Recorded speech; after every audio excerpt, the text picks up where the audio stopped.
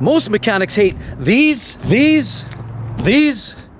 and these as well. But believe it or not, there's many car brands out there that mechanics still love, and that translates to dollars in your pocket because it saves them time and money. I'm gonna share a list of some of the car brands that mechanics absolutely love, so you can go out there and save yourself some stress, time, and money. Let's get into it now. Life's too short to drive boring cars. Toyota pickup trucks have often been trusted by many customers. They love the reliability, the durability that Toyota has offered up, and vehicles like this, as well as the Toyota Tundra, which is the big brother, also carries a reliable engine in the older generations, makes it one of the favorites to work on. Now, there are one-offs and there are some individual mechanical repairs that do prove to be slightly problematic, but generally most mechanics prefer to work on vehicles like this because A, they don't break down very often, and B, they're just overall well built. And what we're talking about is the older naturally aspirated vehicles by Toyota, and specifically we're looking at the Tacoma right here. As you'll see, a lot of people love working on these. They either come with a naturally aspirated 4-cylinder or an old-fashioned naturally aspirated V6 engine. They come with a torque converter automatic transmission or a manual gearbox, and they're very simple, and that's why they last for hundreds of thousands of miles. Yeah, you get a basic 4-wheel drive system, step guards, of course, but a lot of parts on here are very simple to repair, and it's a very simple vehicle to work on. This, as well as the 5.7 Tundra, are absolute bulletproof, and most mechanics are happy working on those. Where it gets complicated are the brand new generation, where they now have the new 2.4 turbo 4s or the 3.4 liter turbo V6s in the latest generation. But stick to the older generation Toyota trucks and you will find very reliable, and mechanics don't mind working on them. Therefore, it's likely going to shave you some money in the service bay. And times are changing, so some mechanics I spoke to, you know what, it's a bit of a shifting marketplace, are Teslas. They're considered to be some of the more easy vehicles to work on. That's if you're not battling with some of the recalls, because we know Teslas have some of the biggest group and listing of recalls across the industry. But specifically, the vehicle that's considered some of the easiest to work on, obviously, is this Tesla right in front of us here. We're talking about the Tesla Model 3 right now. Has the dual motor. Of course, you have the simple little wheels, pop-outs. Really very little mechanically goes wrong, so to become a technician is almost a little different now than to become a traditional mechanic.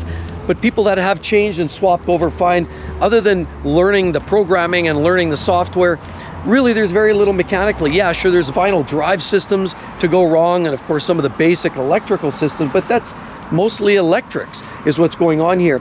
And the basic model, like the Model 3 right here, is a relatively simple car from a technologically advanced perspective. And the ones that become a bigger problem are the Tesla Model X, where you're dealing with the Falcon doors that lift up. Those are a big problem area, but most mechanics I find, or technicians who work on these, consider these to be some of the simplest, easiest vehicles to own.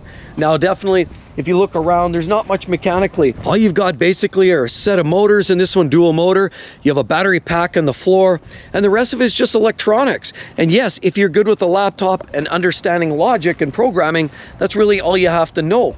There's not a lot mechanically going on here, and as a result, most would consider this a very easy car to maintain. And here's a make I can agree and attest to. Obviously, mechanics love working on Hondas, and they're just an easy vehicle to own and operate. 1976, this car came out for the first time, the Honda Accord, one of the growing, most popular mid-sized cars in its segment. It's always competed with vehicles like the Toyota Camry, but these vehicles are always wonderful. This is the Accord. It's absolutely gorgeous, has all the nice detail, looking nice lip. This actually has some beautiful pearlescent paint on there. It's a very stylish version, and if you're looking for a wee bit more style, I would say the Honda Accord probably has that over top of the Toyota Camry. It's a beautiful looking vehicle all the way around. You get alloy wheels, beautiful headlights, look very much like the Acura style headlights, because essentially Honda Acura are the same product. This here is an acquired taste. For sure it has that bar up top, that chrome bar, but overall it's a very good looking car. It certainly has that sloping back end on it. Absolutely gorgeous. You get sunroof, you get a lot of other great details, but why do mechanics love these? It's not because of the pearlescent paint or the sunroof. It's because they're a simple vehicle. And I have to start by saying most Hondas are front wheel drive only, with the exception, of course, as soon as you get into the SUVs, you get into the Pilots, you get into the CRVs, you get into some of the other vehicles, even like the Ridgeline, HRVs, you can get all-wheel drive in some of those vehicles, basically as an upgrade in most cases, but a lot of their cars are very simplistic. You have front wheel drive as standard, you can get manual gearboxes in a lot of these vehicles, you can get automatics, and now CVTs. Now granted, the continuously variable transmissions aren't necessarily the most reliable thing that Honda's ever produced. Neither is that new 1.5 liter turbo 4-cylinder that you can get in some vehicles. But the fact remains is a lot of their vehicles are very simplistic. With naturally aspirated 2.4 liter 4-cylinder, we know those are very reliable. We have this 2 liter turbo here, which is better than the 1.5, and certainly they have a lot of great drivetrains from back in the day.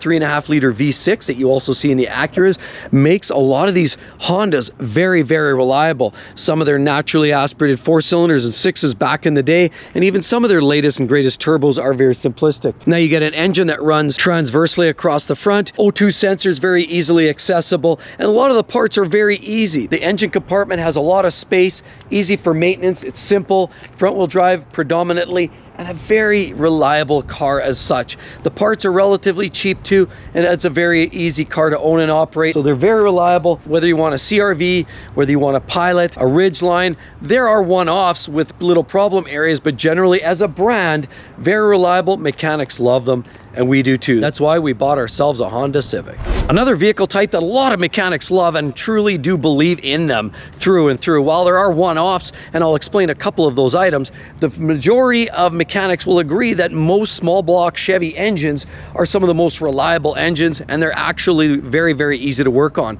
Some people really love the older ones, the old 350 cubic inch engines from many years ago from the 80s and then rolling into the 90s, as well as the old 305 cubic inch engine, which is a smaller version of that same engine, and those were absolutely bulletproof. It was very easy to maintain. You had a lot of space under the hood. If you had to do the alternator belt, you can crawl right in there. It was a very easy truck to fix with a very simple drivetrain. Loose U-joints meant you sometimes get a clunk, but that's easy to fix. The transmissions back in the day were quite reliable, but a lot of the older GM trucks were very, very dependable. Many people really do believe also in that 5.3 liter V8 engine without the fuel management. That's right, without cylinder deactivation, and you've got yourself a bulletproof engine that revs well, it's economical and powerful. It's a great engine, and of course the 6.2 is torquey, but there have been some problems with lifters. Overall, a very easy engine to maintain. The older ones are much easier to fix, much easier to service, but even the newer vehicles are a lot simpler than what you're getting now from Stellantis with that new twin turbo straight six, or even Ford's EcoBoost and the turbo engines there. Chevy is sticking with what they know, and a lot of their small block Chevy engines are some of the most reliable vehicles and engines you can possibly imagine. Think 6.6, think 5.7, think 5.3. Those are some of the best engines I would recommend, and a lot of mechanics definitely recommend them. I've talked to numerous mechanics, and if you're looking for a pickup truck domestic, they are almost unbeatable. There are some issues. We've talked about lifter issues and some small stretch of 8-speed automatic transmissions that have been known for failures.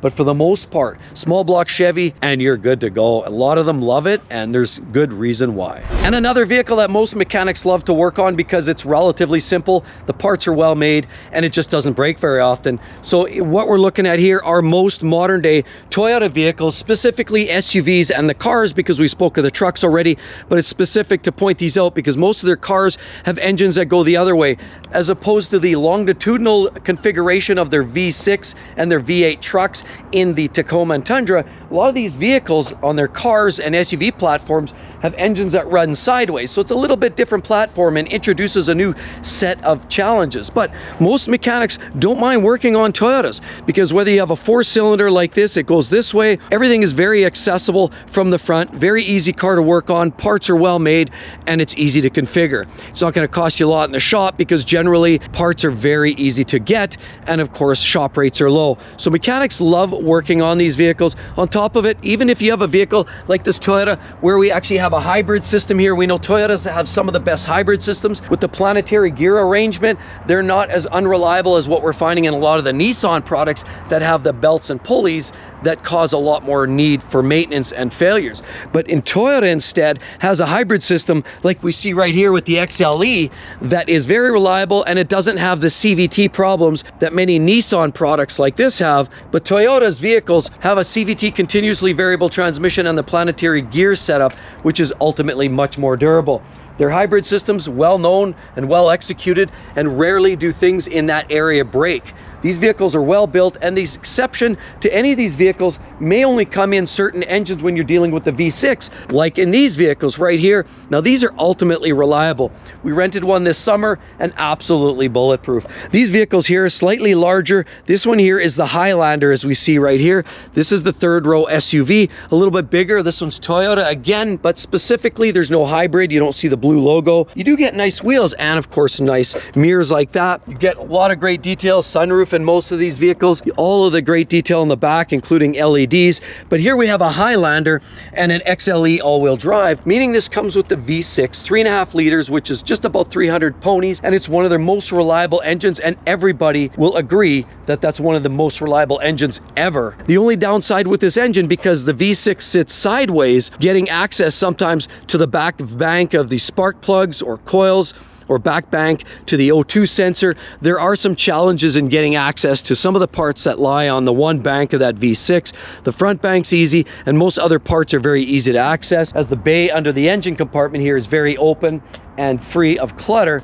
These are very easy vehicles to work on. So most Toyotas, whether it's SUVs, cars, the Corollas, the Camrys, all very easy to work on because the quality, the access, and again, only the V6s provide a little bit of challenge, but overall, most Toyota cars and SUVs are ultra reliable, and most mechanics love working on them. From my experience and talking to many mechanics, it seems like we're all on a very similar page about some of the most reliable vehicles and easiest to own. And if it's easy to own, it's probably because it's easy for a mechanic to work on. A lot of mechanics like vehicles that are simple, like these brands right here. We're looking at, obviously, a Subaru right here. Now, I've spoken about Subarus in the past, specifically the WRX and the STI and the 2.5s and ringland issues and some of the blown engines. We talked about some of them that won't last, but a lot of those are specific to the STIs and the highly strung out engines. But a lot of their flat 4-cylinder engines, their pancake engines, are actually quite reliable if you maintain them. The beauty is the parts are still cheap. It's got one of the most reliable all-wheel drive systems on the planet, and even better, if you get the manual gearbox in some of these Subarus, they can literally last almost forever. Of course, here we have a Subaru Wilderness, and it's a Crosstrek, and it has a lot of slightly gaudy pieces. I mean, I think this looks a little bit gaudy, don't you? They have these weird patterns right here.